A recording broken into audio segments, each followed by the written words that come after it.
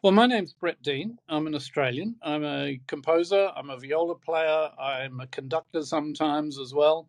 And I had the great pleasure of spending 3 years as artist in residence slash composer in residence with the London Philharmonic between 2020 and 2023. And in that time, they performed a lot of my music, even some of it for the very first time ever. We had a fantastic premiere in the Royal Festival Hall in April of 2023. And all of the pieces that they performed of mine in that time have been gathered together on a double CD recording with various conductors, including their current chief conductor, Ed Gardner, their previous chief conductor, Vladimir Yurovsky, and other guest conductors and soloists. And so it's quite a comprehensive retrospective, if you like, of various orchestral pieces of mine, some dating back about 20 years, others brand new. How does a boy from Australia end up in the position you're in now? Well, I first of all came to Europe. I studied in Germany. When I finished studies in Brisbane, I was keen to further my studies. I'd always been fascinated by Europe and at first in particular Germany. So I went to Germany. I studied in Berlin. I lived in Berlin for 15, 16 years, long before it was trendy, when it was, kind of a divided city. So I went to West Berlin to study. This is some years before the wall came down in 1989.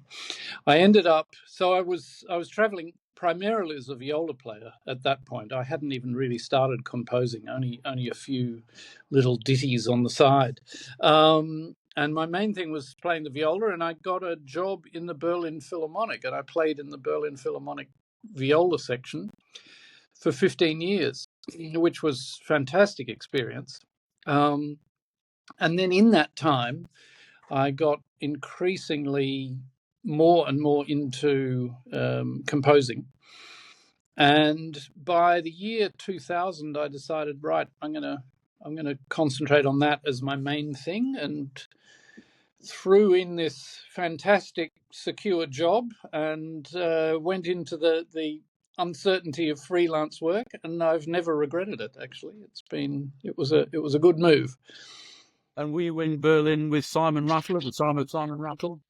Well, I'd certainly met Simon in that time that I was there. I actually left the orchestra before he took up the post as chief conductor, but we actually know each other really well. Simon has premiered several of my pieces, and we're kind of family friends. So, he's kind of, I feel we're kind of part of the same family in many ways. And I did work quite a bit as a guest then with the orchestra, both in the viola section, but also as a composer in the time that Simon was the chief conductor. So I had that great thrill as well, that some of my pieces were first performed in the Berlin Philharmonic Hall with Simon Rattle conducting. So that was quite a hoot. Yeah, I was in Berlin myself in the early 90s a little bit. So it was an incredible time to be there, wasn't it? Amazing. I mean, people still sort of ask about what it was like when the wall came down, and they were heady times, that's for sure. It was extraordinary. I've noticed that this album, it's got an interesting title. Could you tell me about the title, the translation of the title? Yeah, so the title is In Spe Contra Spem, which is Latin for basically in hope against hope. And it's taken from writings of Queen Elizabeth I. In fact, this piece called In Spe Contra Spem is for two sopranos and orchestra, the LPO, and big orchestra at that, quite a big orchestra. And the two sopranos embody two famous female figures from Tudor history, Mary Stuart, the Queen of Scots, and Elizabeth I, Queen Elizabeth I of England. And The text, which has been put together by a Canadian librettist, Matthew Jocelyn, uses their original writings, their letters, in the case of Elizabeth, also speeches that she gave to Parliament.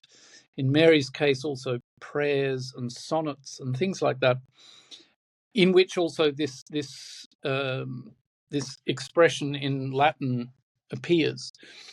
And it plots the course of their very unusual relationship together. They were, in fact, related. They were cousins.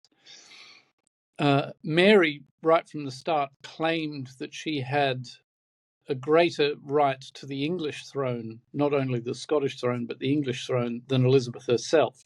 So Elizabeth was always on guard as far as Mary Stuart was concerned.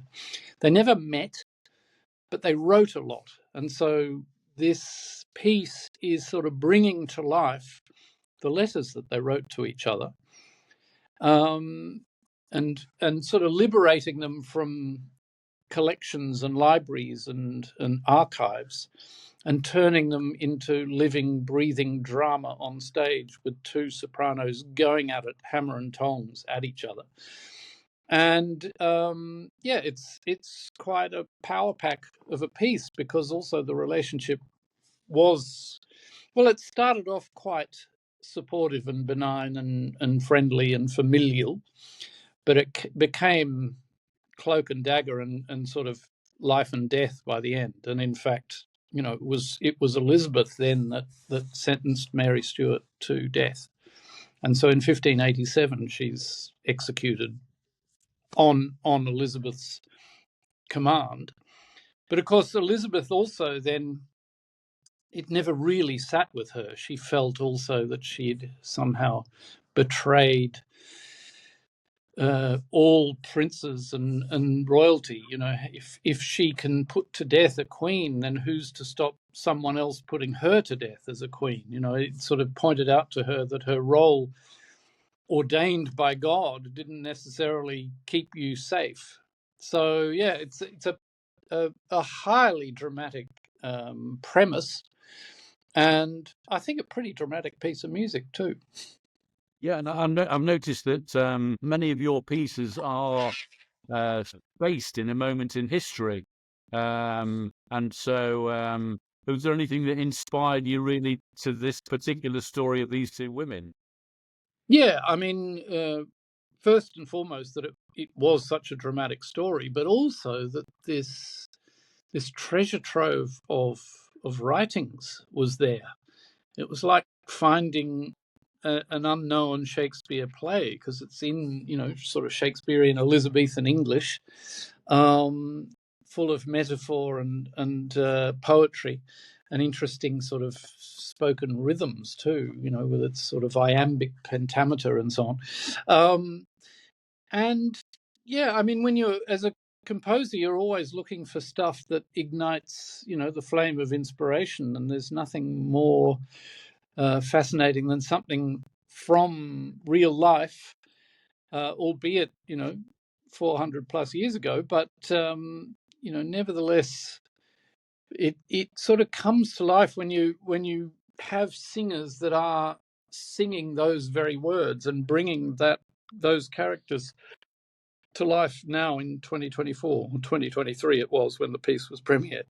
And also on top of that, somehow, given that I'm then working basically with opera singers, you want to find something that's worth singing about, that's worth kind of really all that expression and drama and volume and exasperation and triumph and tragedy. You're looking for things that sort of encompass the full gamut of emotions. Yeah, it just struck me when you were talking about being in Berlin at the time when the wall came down, that almost is another moment that could inspire you in the future. Possibly. I mean, it was a very dramatic time for my wife and myself, partly because we'd got very close to a family from East Berlin, who were also, like us, involved in the arts. A ballet dancer and her husband was an electrician who worked in one of the major theatres. So he was a stage electrician, and we actually got to a point where we helped them escape before the wall came down, and they then moved to Australia and were there ever since. And Right. so that time also was highly dramatic. It was like living in the middle of a Le Carre novel, really. I've been slightly involved in the recording process with other sorts of music, but for you to get involved in this particular album, and it's from live, do you get involved in the whole mixing process? Yeah, I mean, they're live recordings, so there's not a huge amount of material to choose from. You'll probably appreciate that, when you take an orchestra into a studio and record a symphony, let's say, they might be there working on it for 2 or 3 days, and you have all this wealth of material that you can choose from, the best takes. With these live recordings of the LPO, they're basically just recorded on the day of the concert. So you get the material from the final rehearsal run through in the morning, and then the performances in the evening. But I mean, it's an amazing orchestra. It's just so, apart from the power and sort of panache and emotion they give to it, they're also incredibly accurate. So they're top-notch versions of these pieces, even though they don't get a huge amount of, they only get 2 runs at it, as it were. So it's been very exciting. I mean, the whole thing is very it's got this energy of being a live performance, which sometimes with studio recordings of orchestral music, it's not necessarily that same level of wow, because it might be on a Tuesday afternoon at 3, rather than the concert in the concert hall in the Royal Festival Hall on a Saturday night at 7, with a full crowd, listening in. And certainly In Spe Contra Spem was a sellout. They were also doing a Mahler symphony in the second half.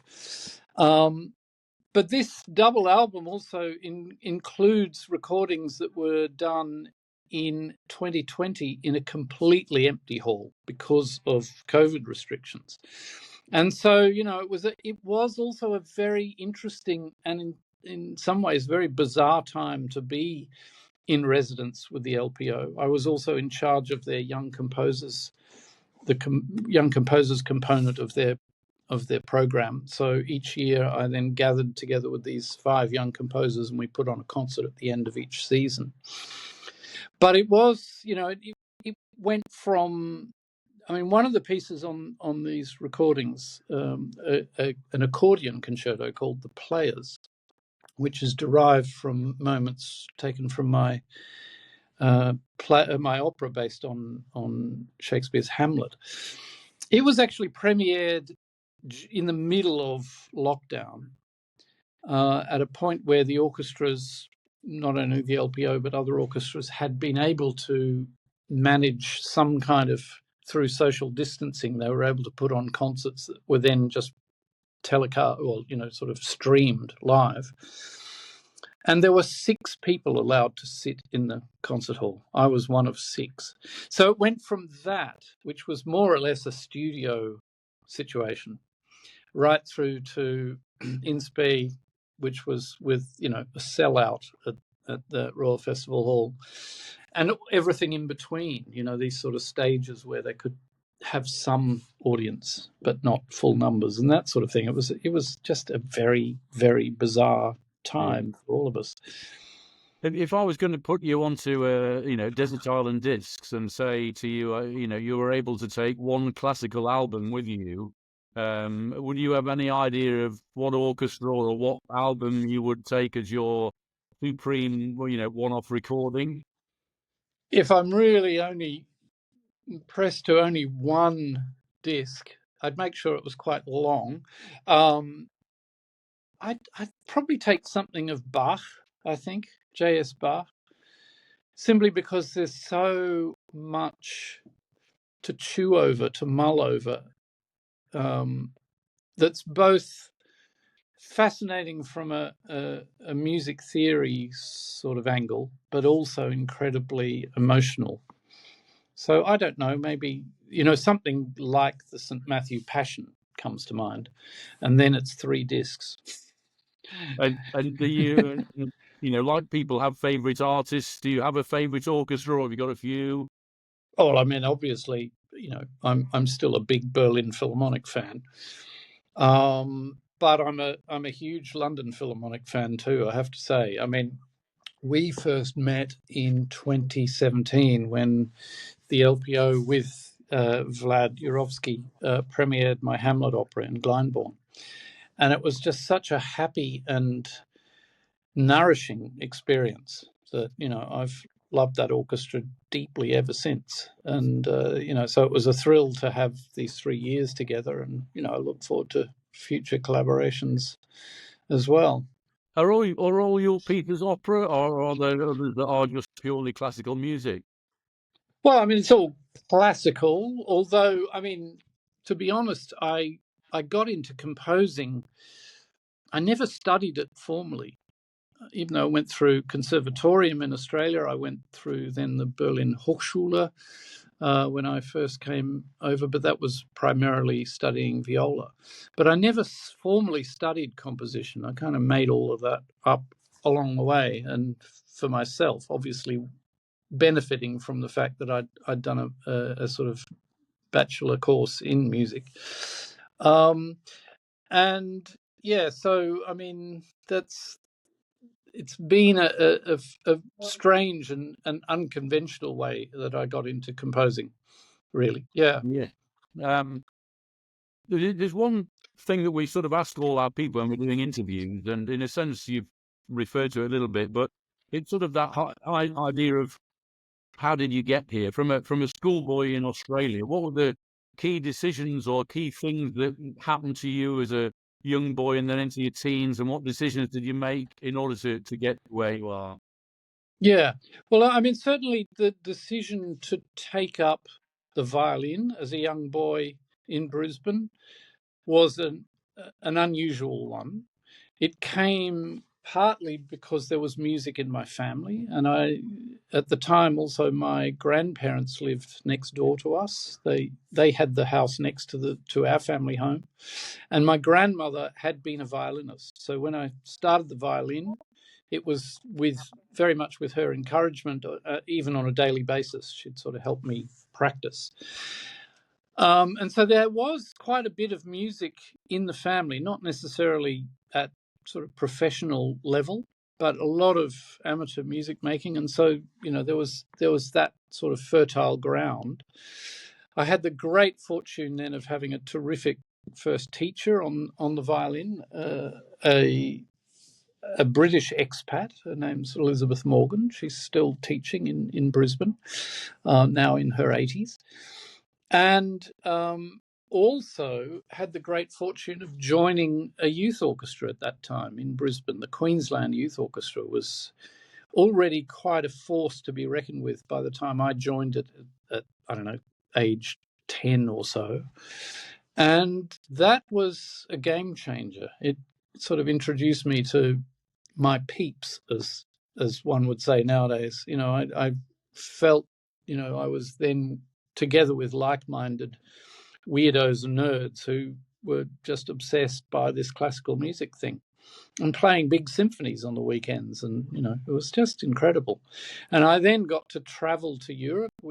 Already at the age of 14, I was part of a tour to the UK, to Italy, traveling with this youth orchestra.